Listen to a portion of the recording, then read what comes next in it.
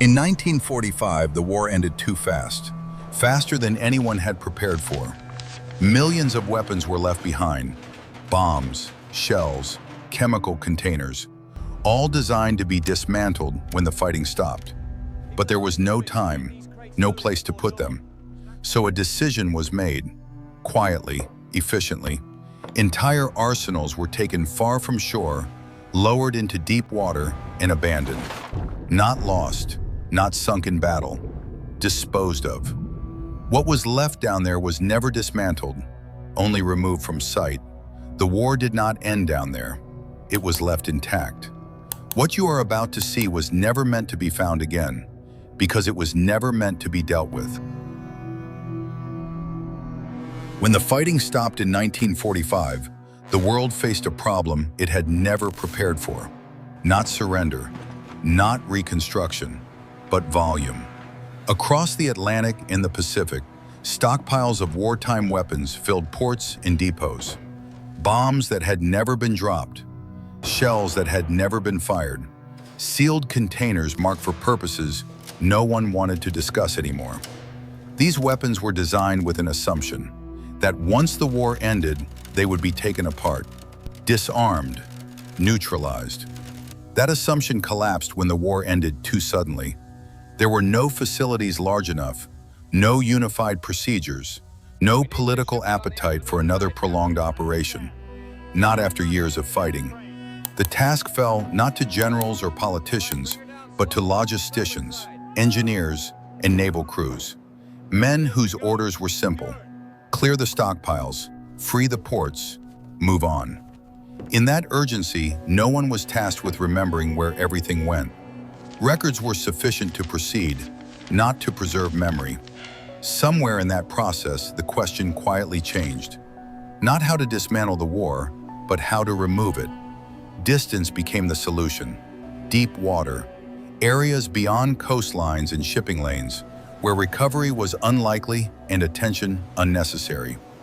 The Atlantic and the Pacific were not chosen at random. They were chosen because they were vast enough to absorb responsibility and silent enough to keep it. And once the weapons disappeared beneath the surface, the problem was considered resolved. But what happens when something designed to kill is never dismantled, only hidden? The descent begins slowly. Light from the surface fades first, then color. Before the darkness fully closes in, a faint return flickers across the sonar, brief, indistinct, and gone before it can be measured. The water grows colder, heavier, pressure increases with every meter, compressing movement into something deliberate and slow.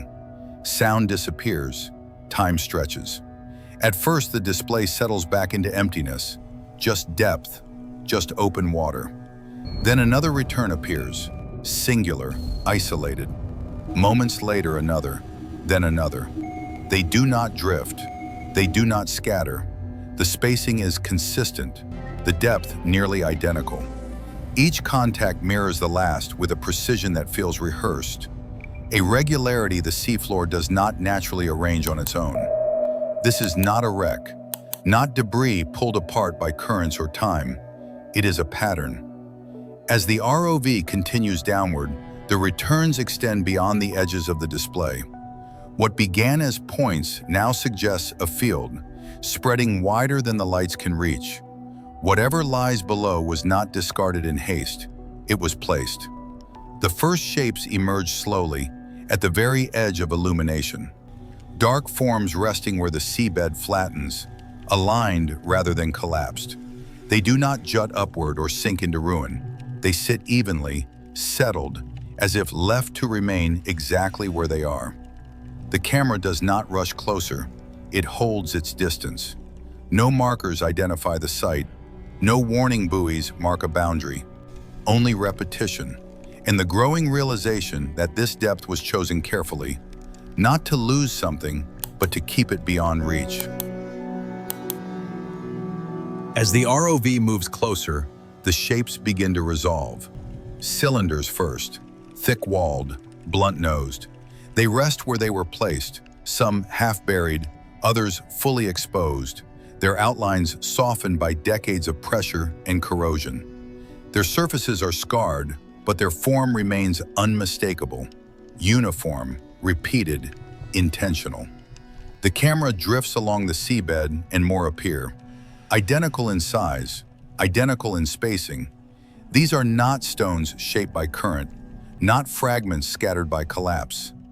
Nearby, heavier housings come into view, casings designed to fall, to sink, to function only after a precise sequence of events.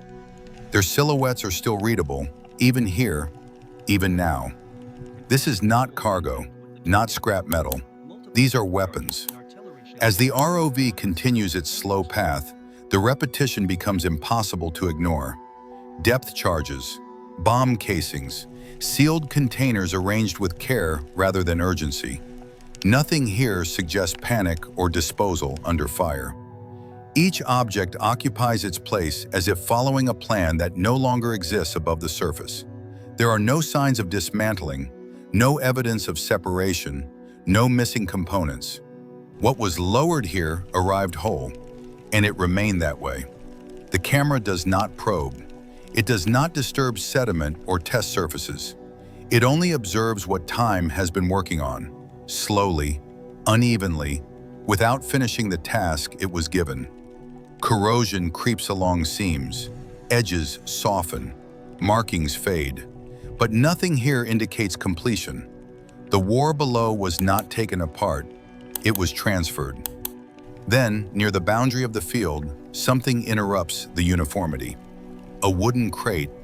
Its structure has partially collapsed, the grain of the wood swollen and split after decades under pressure. It does not match the metal forms around it. It was never meant to remain here this long. The ROV slows. Fragments of a shipping label cling to the crate's surface, the ink faint but stubborn. Most of the text has dissolved into unreadable lines. One instruction remains: to be handled after delivery. The camera holds its position. There is no commentary, no attempt to explain. The crate was never opened. Whatever it carried was never processed, never neutralized, never finished. The delivery ended here, on the seafloor, with the final step left undone. Around it, the weapons remain exactly where they were placed, not waiting to explode, but waiting for a task that never came. What lies on the seafloor is not a single site. It is a method. The field does not end where the lights fade. It continues beyond the frame, beyond the reach of this descent, repeating in places never meant to be revisited. The war did not sink here in battle. It was not defeated. It was removed, intact, and placed where forgetting seemed easier than dismantling.